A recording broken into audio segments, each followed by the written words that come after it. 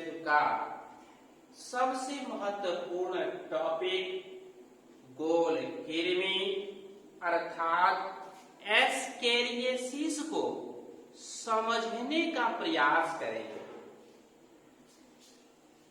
जैसा कि हम यह जानते हैं कि कृमि हेलमिंथेज का सदस्य होता है।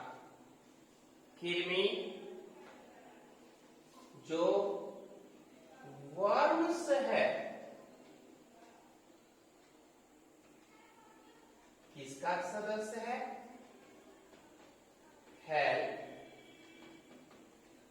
हेलमिंथेज का सदस्य। और यह जो हेलमिंथेज है, यह के हेलमिंथेज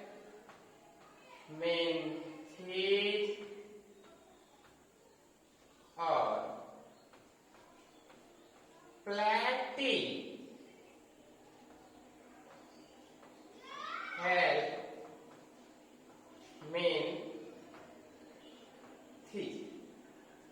इसके सदस्यों को हम लोग गोल कृमि कहते हैं और इसके सदस्यों को फीता कृमि कहते हैं। और इसी गोल कृमि का जो सदस्य है, यह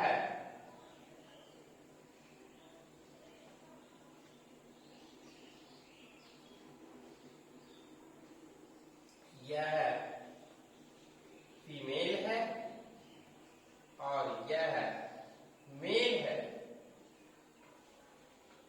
एस्केरिस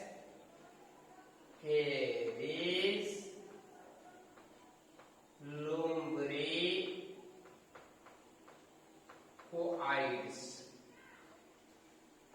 इसी को आज हम लोग पढ़ने, समझने और सीखने का प्रयास करेंगे। गोल कृमि का सदस्य एस्केरिस लुम्ब्रिकोइड्स मनुष्य के आहार नाल में, आंत के ल्यूमेन में, उसके म्यूकोसा या सब म्यूकोसा लेयर से चिपका रहता है। जैसा कि आप देख रहे, पचा पचाया भोजन को खाता है, प्रजनन करके अपनी संख्या में वृद्धि करता है। लैंगिक जनन के द्वारा मादा प्रत्येक दिन लगभग 2000 अंडे देती रहती है। 2000। और इसकी संख्या बहुत तेजी से बढ़ती जाती है।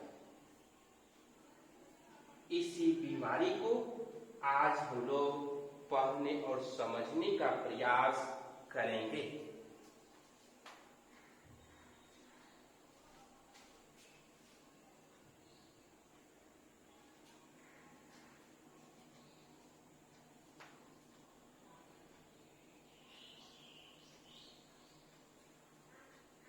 जैसा कि आप जानते हैं, क्या जानते हैं कि गोल कृमि एस्केरिस लुम्ब्रिकोइड्स मनुष्य के आहार नाल के आंत में पाया जाता है। आंत में रहते हुए पचा पचाया भोजन को खाता है, अपनी संख्या में वृद्धि करता है। भोजन के खाने से शरीर में अन्न नहीं लगता, दाना नहीं लगता, रक्त पीता रहता है, इसलिए रक्त की कमी एनीमिया हो जाता है, खून की कमी हो जाती है। आंत में छेद करता रहता है, घाव बना देता है, आर पार छिद्र कर देता है, पेट में आंत में दर्द होती रहती है। विषैला पदार्थ श्लेष्म के रूप में बाहर निकालता रहता है, जिससे जीभ में चिल्लाना, उल्टे की समस्या उत्पन्न हो जाती है। तो इसी को हम लोग आज पढ़ने और समझने का प्रयास करें। गोलकिर्मी के सदस्य एस्केरिस लिम्बोइड्स के कारण मनुष्य में उत्पन्न होने वाली ऐसी बीमारी जिसमें परजीवी आंत में रहते हुए पचाया भोजन को खा जाता है, आंत की दीवार में छेद करके रक्त चूसता रहता है, जिससे घबराहट, बेचैनी की समस्या उत्पन्न हो जाती है। इसी बीमारी को हम लोग गोलकिर्मी कहते हैं। अब इस बात पर हम लोग ध्यान दें कि इस गोलकिर्मी का परजीवी एस्केरिस लुम्ब्रिक्वाइड्स है, जो मोनोजेनेटिक पैरासाइट है, एक जनदीय परपोषी में रहता है। मतलब इसका एक परपोषी है और वह परपोषी मनुष्य है। मनुष्य के आहार नाल में रहते हुए बीमारी उत्पन्न करता है। अब हम इसके जीवन चक्र के बात को संक्षेप में जानने का प्रयास करते हैं। एस्केरिस लुम्ब्रिक्वाइड्स मोनोजेनेटिक पैरासाइट, यह परजीवी मनुष्य के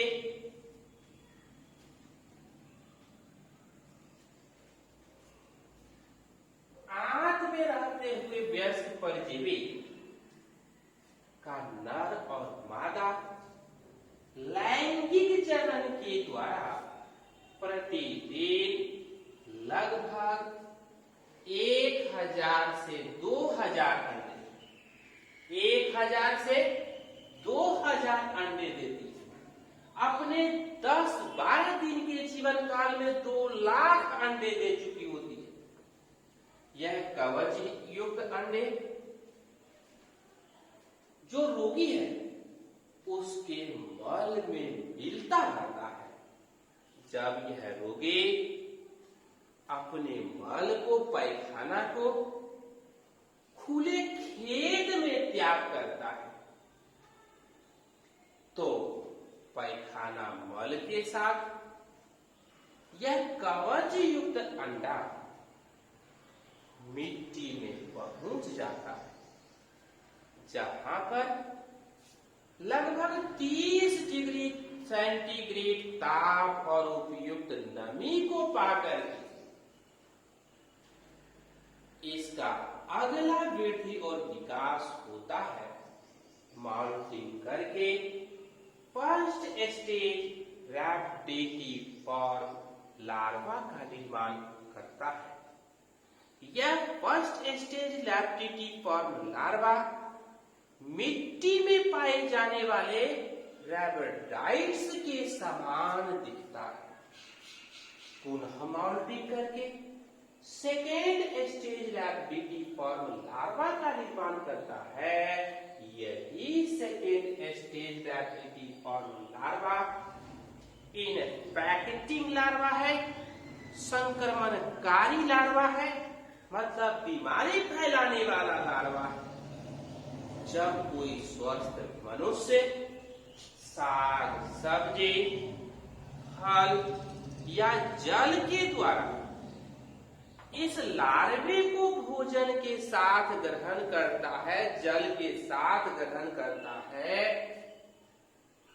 तो कवच युक्त अंडा आहार नाल में पहुंच जाता है, जहां पर पाचक रस के प्रभाव से आंत में कवच गल जाता है।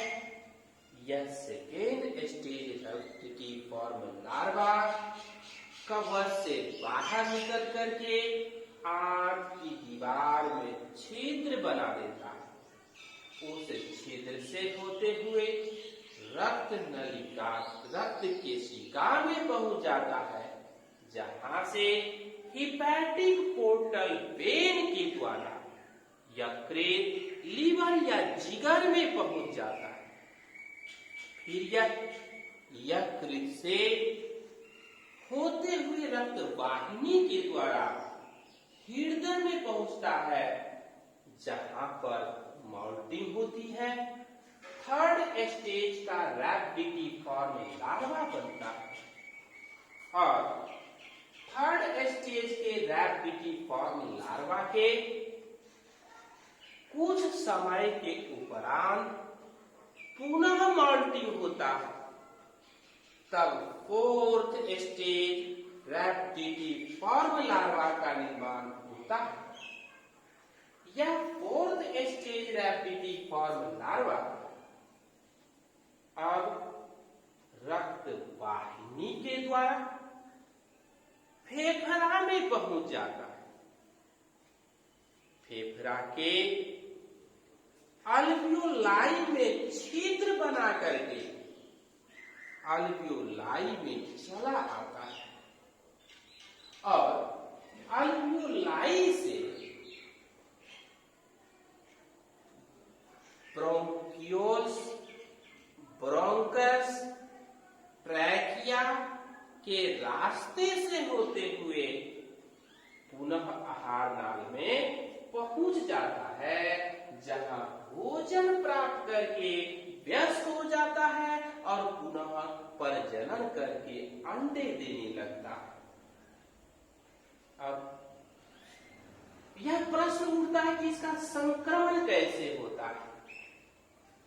जैसा कि पहले बताया गया कि जब कोई मनुष्य सेकेंड स्टेज रैपिडिफॉर्म लार्वा या इनफेक्टिंग स्टेज लार्वा को भोजन जल के साथ ग्रहण करता है, तब मनुष्य में second stage rhabditiform larva infecting larva पहुंच जाता आहार नाल में, अर्थात वह बीमारी से संक्रमित हो जाता है।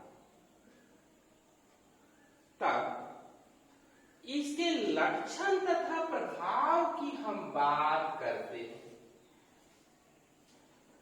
जैसा कि पहले भी बताया गया है कि यह लार्वा आंत के म्यूकोसा, सब म्यूकोसा या ल्यूमेन में रहते हुए मनुष्य का पचा पचाया भोजन को अवशोषित करके खा जाता है। भोजन के खा जाने से अन्न शरीर में नहीं लगता, अर्थात भोजन करने का फायदा मनुष्य को नहीं होता। दूसरी बात है, म्यूकोसा सब म्यूकोसा लेयर में छेद करके रक्त चूसते रहने से खून की कमी, आंत में पेट में दर्द, अल्सर, घाव, आंत में सूजन की समस्या उत्पन्न हो जाती है। कभी कभी यह आंत की दीवार में आर पार छिद्र बना देता है, जिससे स्थिति घातक हो सकती है, रोगी की मृत्यु हो सकती है। इससे फेफड़े की रक्त नलिकाएं टूटती है, फेफड़ा में रक्त स्राव होता है, रोगी को खांसी होती है, रक्त की कमी हो जाती है। इससे भी इस सभी लक्षण लक्षण को सम्मिलित रूप से एस्कैरियोसिस कहा जाता है, परंतु इससे भी घातक, मतलब वयस्क से घातक इसका लार्वा होता है। जब इसका लार्वा मनुष्य के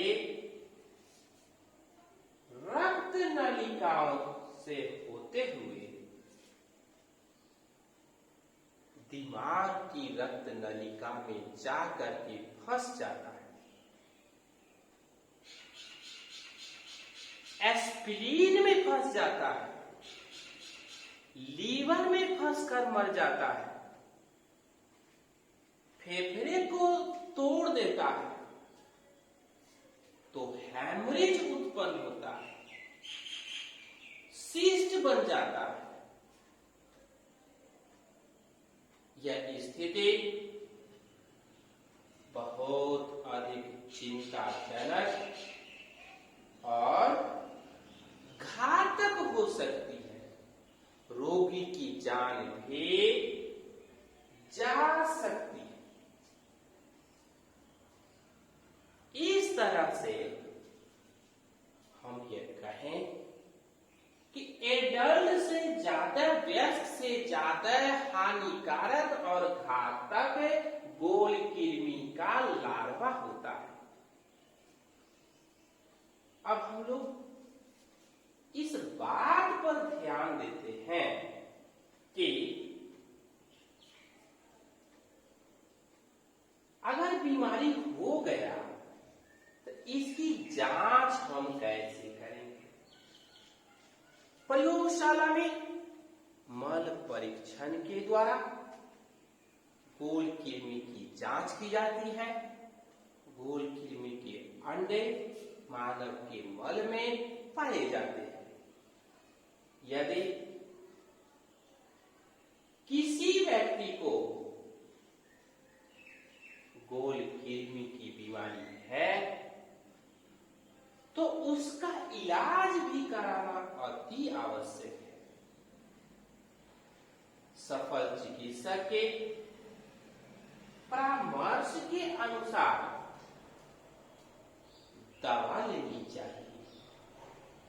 ऐसे इस रोग की प्रभावशाली कुछ दवाएं नीचे दी गई है। कुछ नाम: एल्बेंडाजोल, मेबेंडाजोल, हेक्सारिसोर्सिनोल, हेट्राजोल, टेट्राक्लोरोइथेन, टेट्रामिसोल, कार्बन टेट्राक्लोराइड इत्यादि। अब प्रश्न उठता है कि गोल कृमि बहुत लोगों में होने वाली, खास करके बच्चे में होने वाली, गर्मी प्रधान देश में जहां गर्मी अधिक है, सामान्य बीमारी है। अतः इसका बचाव भी किया जाना अति आवश्यक है। रोगी तथा स्वस्थ व्यक्ति को खुले खेत में मल त्याग नहीं करना चाहिए, अर्थात खुले खेत में पैखाना का त्याग नहीं करना चाहिए। जब रोगी नहीं त्यागेगा मल तो इसका सिस्टिक फॉर्म लार्वा मिट्टी में नहीं पहुंचेगा। First stage, second stage replicative form larva का निर्माण नहीं होगा, तो संक्रमण का कोई प्रश्न ही नहीं उठता। दूसरी बात, फल, सब्जी, सलाद को अच्छी तरह से धो करके, साफ करके, पका करके ही खाना चाहिए। तीसरी बात कि रोगी को बहुत अच्छी तरह से, अगर किसी को बीमारी हो गई है तो यथाशीघ्र इलाज कर